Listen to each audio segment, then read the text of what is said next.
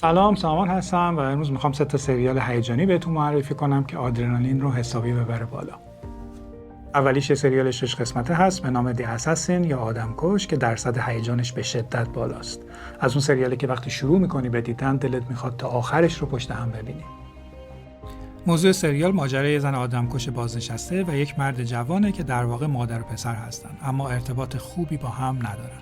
مادر سالها زندگی گذشته و هیجاناتش رو کنار گذاشته و توی دهکده کوچیک و آروم تو یونان زندگی میکنه تا اینکه یه روز پسرش بعد از مدت‌ها برای دیدنش به یونان میاد تا نامزد خودش رو به مادر معرفی کنه. همون روز همه چیز به هم میریزه و زندگی آروم اونا در عرض چند ساعت به ماراتونی برای زنده موندن و در کنارش بازسازی رابطه‌شون تبدیل میشه. علاوه بر تعقیب و گریز که هسته اصلی داستانه، ویژگی‌های شخصیتی متضاد مادر و پسر هم جذابیت خاصی به داستان میده. همینطور لایه ظریف و نامحسوس کمدی که شاید زیاد به چشم نیاد. بازی هر دو نفر فوق‌العاده است. ارتباط در ظاهر سرد اما عمیق رو به بهترین شکل به تصویر میکشن و حسی رو که لازم مخاطب بگیره رو به خوبی انتقال میدن. در کل سریال پر افت و خیز و لذت بخشی بود و به نظرم جا داره که فصل دومش هم ساخته بشه. امتیاز سریال 6/3. با سریال بعدی میخوایم که وارد دنیای سیاست بشیم. اگرچه نمیشه شما ایرانی باشی و درگیر سیاست نباشی. سریال د دیپلمات که پخشش از 2023 شروع شده، یه سریال درام سیاسی پر از هیجانه که الان فصل سومش داره پخش میشه. سریال داستان یه زن دیپلمات هست به نام کیت که برخلاف انتظارش به عنوان سفیر آمریکا در انگلیس منصوب میشه و همزمان با این شغل حساس و پر مخاطره درگیر یک بحران بین‌المللی میشه و در ازدواجش هم مشکلاتی هست که باید حلش کنه.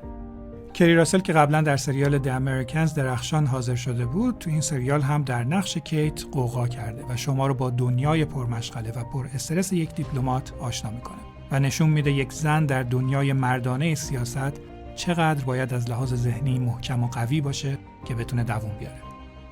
جزئیات ریز سریال مثل موهای نامرتب و به هم ریخته کیت و عدم توجهش به لباسی که میپوشه کاملا حس شلوغی و کمبود وقتش رو به بیننده القا میکنه. تازه بازی تحسین برانگیز کری راسل فقط یکی از عوامل جذابیت سریاله. فیلمنامه قوی، سرعت خوب داستان و اتفاقات غیر مترقبه چه در سیاست چه در زندگی شخصی کاراکترها بیننده رو طوری همراه میکنه که نه تنها سریال رو با ولع تمام نگاه کنه، بلکه در پایان هر فصل منتظر فصل بعدی باشه. خلاصه که اگه دنبال یه سریال هیجان انگیز راجع به دنیای پر رمز و راز سیاست و پشت و پرده‌هاش با چاشنی عشق و احساسات هستید، این همون سریاله. اگر هم دیدید نظرتون رو تو کامنت‌ها برام بنویسید. امتیاز سریال 8.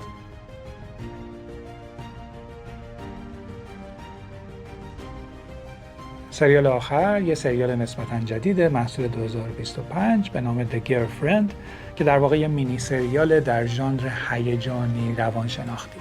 این سریال در 6 قسمت پخش شد و به سرعت تونست جای خودش رو در دل مخاطبین باز کنه.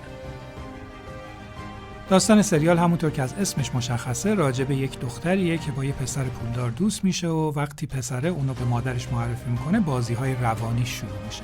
جدال بین این دو نفر فقط جدال لفظی نیست و کم کم به یک جنگ تمام عیار تبدیل میشه.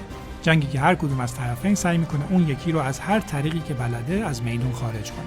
بازی همه بازیگرا واقعا خوبه. اولیویا کوک در نقش دوست دختر انگار وظیفه‌ش اینه که حرص بیننده رو در بیاره و تو این کار کاملا موفق عمل میکنه. رابین رایت هم در نقش مادر مثل همیشه عالیه. پایان بندی هم که کاملا غافلگیرت میکنه و با هنر نویسنده طوری تموم میشه که هم میتونه نقطه پایان سریال باشه، هم ادامه داشتنش در فصل دوم رو ممکن میکنه. اگه سریال‌های هیجانی با تم روانشناسی دوست دارید، اینو از دست ندید. امتیاز سریال 7/2.